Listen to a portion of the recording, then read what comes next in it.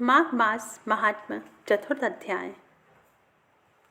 इतनी कथा सुनाने के पश्चात महर्षि वशिष्ठ जी ने राजा से आगे कहा, हे राजन, जब महर्षि भृगु पर्वत पर स्थित होकर अपने शिष्यों सहित निवास करने लगे तो एक दिन पर्वत के एक क्षेत्र से निकलकर एक विद्याधर दंपत्ति भृगु जी के समीप आए। दोनों ने ऋषि को आदर सहित नमस्कार किया। महर्षि ने आसन देकर उन्हें प्रेमपूर्वक बैठाया। दोनों पति पत्नी का मुख दुखी और व्याकुल क्यों है? भृगु ऋषि से सांत्वना प्राप्त कर विद्याधर कुछ प्रकृतिस्थ हुआ और बोला, हे महर्षि, मैं तो स्वयं इसी भाव से आया हूँ कि आप मेरा दुख सुनकर उसके निवारण का मार्ग बताएं।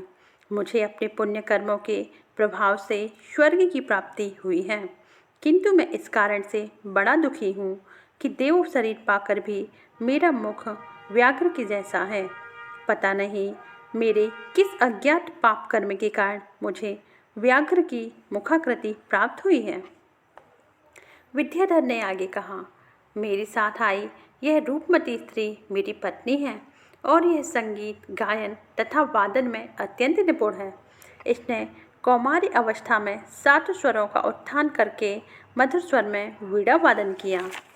इसके वीणा वादन की मुग्धकारी मनोहरता ने गायन कला तथा वीणा वादन के विशेषज्ञ देवर्षि नारद को बड़ा प्रभावित किया और नारद जी प्रसन्न हो गए। उस समय वीणा वादन के साथ ही इसके शरीर का अंग प्रत्यंग लय पर थिरक रहा था। इसके वीणा वादन की पंचम ध्वनि सुनकर भगवान शंकर को भी रोमांच हो गया और वे भी मुग्ध होकर शीश हिलाने लगे। हे ऋषि श्रेष्ठ, मैं आपसे सत्य कह रहा हूँ। शील, स्वभाव, चित्र गुणों तथा सौंदर्य और यौवन की दृष्टि से मेरी पत्नी अद्वितीय है।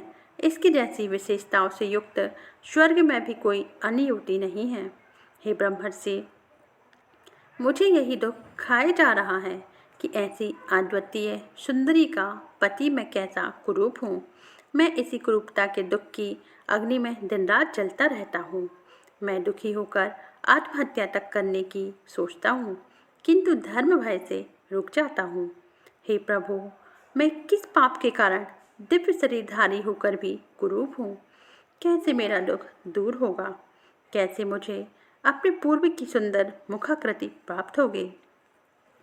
क्या मैं सौंदर्य प्राप्त कर अपनी सहधर्मिणी के साथ शेष जीवन सुख से व्यतीत कर सकूंगा? हे ऋषि श्रेष्ठ, कृपया मेरी इन शंकाओं का समाधान करके मेरा दुख हरण करने की कृपा करें। विद्याधर के ऐसे आर्तवचन सुनकर त्रिकालदर्शी दिव्य दृष्टिधारी महर्षि भृगु ने विद्याधर को सांत्वना देकर आश्वस्त करते हुए हंसकर कहा, हे श्रेष्ठ ज्ञानी विद्याधर, अपने कर्मों के विचित्र फल को पाकर केवल अज्ञानी ही ग्रस्त होते हैं। ज्ञानी व्यक्तियों को शोक नहीं होता। अपने शोक और मोह पर तुम ज्ञान द्वारा विजय प्राप्त कर सांत्वना धारण करो।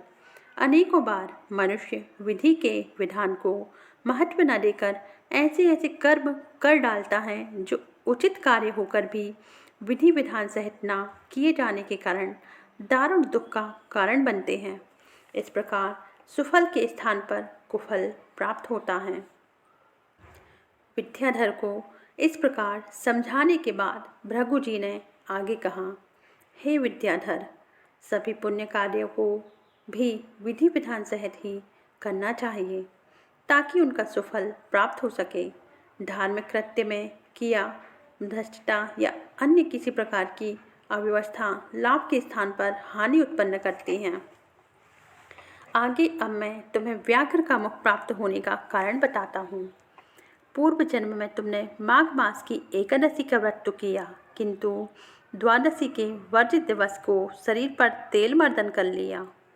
आपको ऐसा नहीं करना था और ऐसा करने के कारण ही आपको व्याघ्र का मुख प्राप्त हुआ है। अतएव ज्ञानी और धार्मिक पुरुषों को त्याज्य तिथियों पर तेल मर्दन नहीं करना चाहिए। यदि भूल से तेल लगा भी लिया जाए तो दान अवश्य करना चाहिए। जो भूल अज्ञानतावश आपने पूर्व जन्म में की थी वही किसी समय अज्ञानतावश राजा पुरु से भी हो गई थी।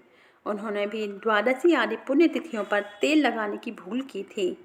तब इस भूल के कारण राजा पुरु का केवल मुख ही नहीं वरन संपूर्ण शरीर कुरूप हो गया था। राजा अपने संपूर्ण शरीर को कुरूप देखकर बड़ा दुखी हुआ। उसके सुख का पारावार न रहा। अपने कुरूप शरीर से दुखी होकर राजा पुरु ने अपने घर बार तथा राजपाट सबका त्याग कर दिया। राजा पुरु उग्र तपस्या करने की कामना से प्रेरित होकर गिरिराज पर्वत के निकट एक सरोवर पर गया। वहां उसने स्नान कर स्वयं को पवित्र किया और एक कुशासन पर विराजमान होकर एकाग्रचित होकर संपूर्ण मन तथा इंद्रियों को वश में करके तपस्या करने में लीन हो गया। निराहार रहकर एकाग्रचित कठोर तप करते हुए राजा पुरु को 3 माह का समय व्यतीत हो गया। एक दिन भगवान विष्णु राजा के सामने प्रकट होकर बोले, हे राजन, पिछले 7 जन्मों से तुम मेरी भक्ति तथा आराधना करते आ रहे हो। मैं तुम पर अति प्रसन्न हूँ। तुम मुझसे मनवांछित वर मांग लो। भगवान विष्णु के ऐसे प्रेमपूर्ण वचन सुनकर राजा ने आंखें खोलकर देखा तो अपने सामने साक्षात विष्णु भगवान को देखा। भक्ति भाव से गदगद होकर राजा ने दंडवत प्रणाम कर अनेकों प्रकार से भगवान विष्णु की स्तुतियां करने के बाद कहा, हे प्रभु, आपके जिस दुर्लभ रूप का दर्शन पाने की लालसा में ज्ञानी योगी तपस्वी सहस्त्र वर्षों तक ध्यान मग्न होकर आराधना करते हैं, ऐसे दुर्लभ रूप का दर्शन मुझे आज प्राप्त हो रहा है। मैं अत्यंत भाग्यशाली हूँ। हे प्रभु, आपके दर्शन से उत्तम गति कोई नहीं है। मैं आपके दर्शन मात्र से ही अपने संपूर्ण मनोरथों को पा गया हूँ। मुझे अब अपनी कुरूपता का भी कोई दुख नहीं है। हे प्रभु, यदि आप मुझ पर प्रसन्न हैं तो मुझे यही वरदान दीजिए कि मेरे हृदय में आपकी अनुपम भक्ति सदैव बनी रहे तथा मैं क्रोध, लोभ, मोह इत्यादि सांसारिक विकारों से मुक्त बना रहूं। राजा पुरु के ऐसे भक्तिभाव भरे वचन सुनकर विष्णु भगवान बड़े प्रसन्न हुए। उन्होंने एवमस्तु कहकर राजा के ऊपर अपने शंख का जल छिड़का। शंख का जल शरीर पर पड़ते ही राजा का शरीर स्वर्ण के समान कांतिवान हो गया। भगवान विष्णु की कृपा से धन्य होकर राजा अपने राज्य को लौट आया और भक्तिपूर्वक भगवान विष्णु की आराधना करते हुए निष्कंटक राज्य करने लगा। महर्षि भृगु जी ने यह कथा सुनाने के बाद कहा, हे विद्याधर, कर्मों की गति को जानकर आपको दुखी नहीं होना चाहिए। यदि तुम अपनी कुरूपता का निवारण चाहते हो तो तत्काल मेरे कथनानुसार अभी प्रारंभ होने वाले माघ मास में मणिकूट पर्वत पर स्थित नदी के तट पर जाओ और वहाँ भगवान विष्णु का ध्यान कर नदी में स्नान करो। इससे तुम्हारे पूर्व जन्म के पाप नष्ट हो जाएंगे। मणिकूट नदी के आसपास सिद्ध पुरुषों का तथा देवताओं का निवास है। तुम भाग्यशाली हो। आज से ठीक 5 दिन पश्चात माघ मास प्रारंभ होने वाला है। अतएव श्रद्धा और भक्ति से युक्त होकर तुम माघ मास स्नान करो। माघ स्नान की विधि इस प्रकार है। पौष शुक्ला एकादशी के दिन से स्नान प्रारंभ करना चाहिए। भूमि पर शयन करें और 1 माह तक निराहार व्रत का पालन करते हुए तीनों कालों में स्नान करते रहना चाहिए। मन को एकाग्र करके पूर्ण इंद्रिय निग्रह करते हुए सभी प्रकार के भोगों को त्याग कर माघ शुक्ल एकादशी तक तीनों कालों में भगवान विष्णु का पूजन करना चाहिए। इस प्रकार मनसा वाचा कर्मणा स्वयं को विष्णु भगवान में लीन कर जो मनुष्य पूरे माघ मास स्नान करता है, श्रद्धानुसार दान करता है और माघ महात्म का श्रवण करता है, वह संपूर्ण सांसारिक सुखों को भोग कर यश और कीर्ति को प्राप्त कर अंतिम स्वर्ग को प्राप्त करता है। अतएव समस्त सांसारिक सुखों की कामना रखने वाले तथा स्वर्ग की कामना करने वालों को माघ मास स्नान और महात्मा श्रवण में अवश्य ध्यान लगाना चाहिए। माघ स्नान के फल से मनुष्य की विपत्तियों तथा सभी प्रकार के पापों का नाश हो जाता है। माघ स्नान भी अधिक फलदायी है। माघ स्नान से समस्त दानों का फल प्राप्त होता है। विशेष क्या कहा जाए, एक माघ मास का स्नान ही समस्त यज्ञों, तपों तथा योगों का फल देने वाला है। पुष्कर, प्रयागराज, ब्रह्मावर्त, पृथुदक तथा गंगा संगम इत्यादि तीर्थों पर 10 वर्षों तक नियमित स्नान द्वारा जो पुण्य प्राप्त होता है, वही फल केवल 3 दिनों तक माघ स्नान तथा महात्म्य श्रवण द्वारा प्राप्त हो जाता है। ऐसे मनुष्य जो सदैव ही सांसारिक दुखों से मुक्त रहना चाहते हैं तथा दीर्घायु, संपन्नता, सुंदर तथा सौभाग्य चाहते हैं, उन्हें चाहिए कि माघ मास का व्रत, स्नान तथा महात्म्य श्रवण कभी न छोड़ें। दरिद्रता, दुर्भाग्य तथा पाप इत्यादि को नष्ट करने के लिए माघ स्नान सर्वोत्तम है।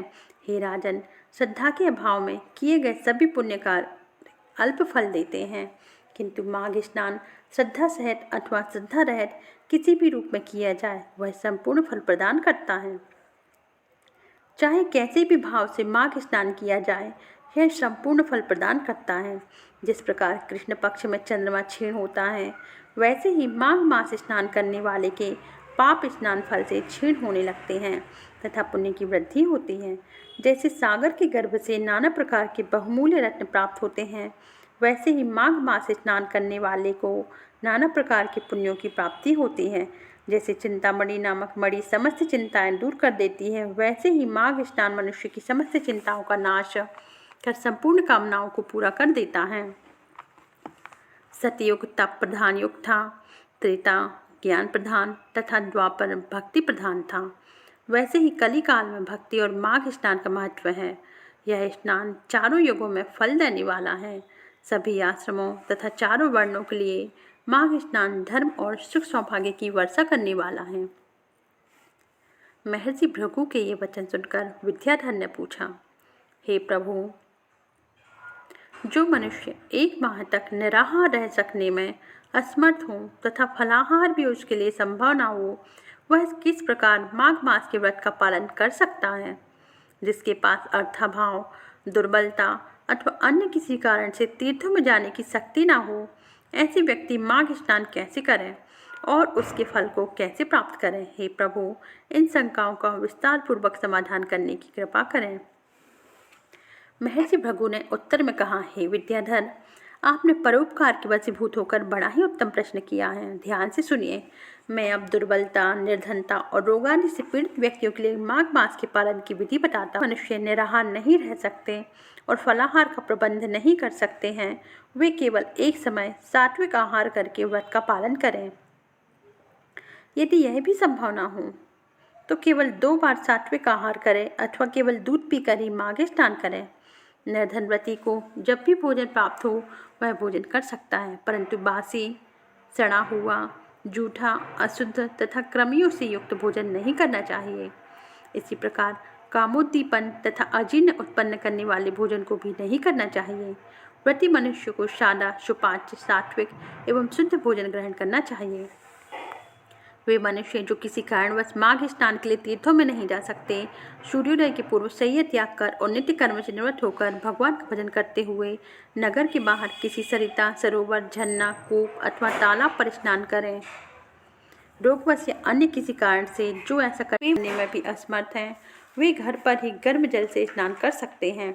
इसके साथ ही प्रत्येक माघ स्नानार्थी का कर्तव्य है कि वह पर स्त्री गमन, मांस, मदिरा भक्षण, चोरी, चुगली, झूठ, परनिंदा, हिंसा इत्यादि पापों से दूर रहें। माघ मास में दान अवश्य करना चाहिए। साथ ही भगवत भक्ति, कथा, कीर्तन इत्यादि में लीन रहना चाहिए।